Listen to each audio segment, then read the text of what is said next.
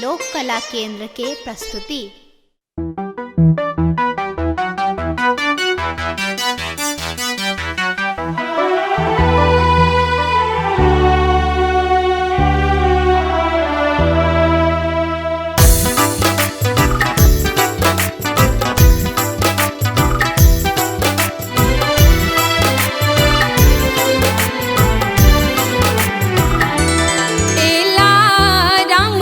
जनकपुर स्वागत करू है सखी,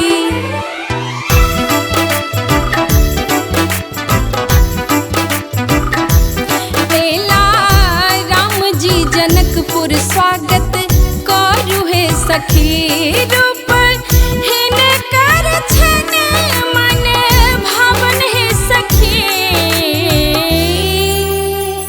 नैना सजाबू लौकाजर सखी।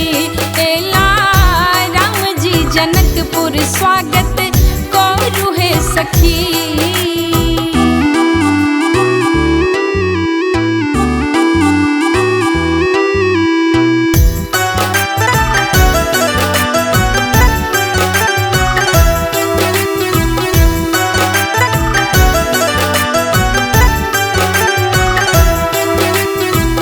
कंचन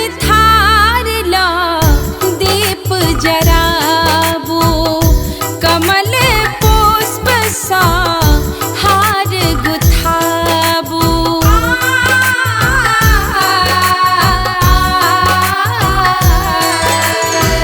कंचन थार ला दीप जराबू कमल पुष्प सा हार गुथाबू। चम चम चमकी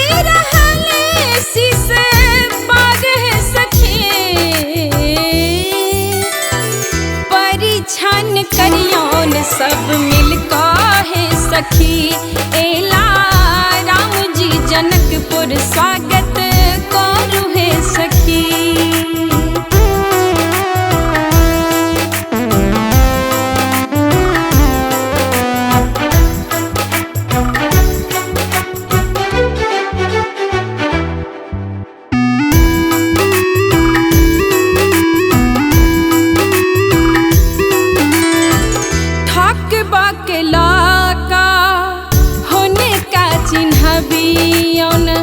मिथिला का सबटा रीत सिखबियौन,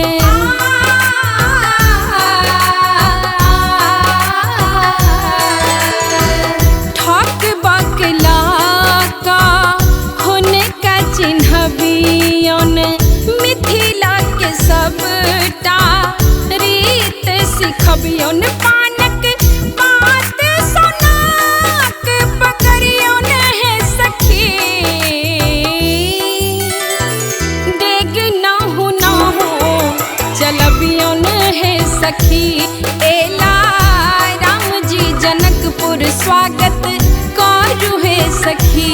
रूप हिनकर छन मन भावन है सखी, नैना सजाबू लौकाजर है सखी। एला राम जी जनकपुर स्वागत करू है सखी।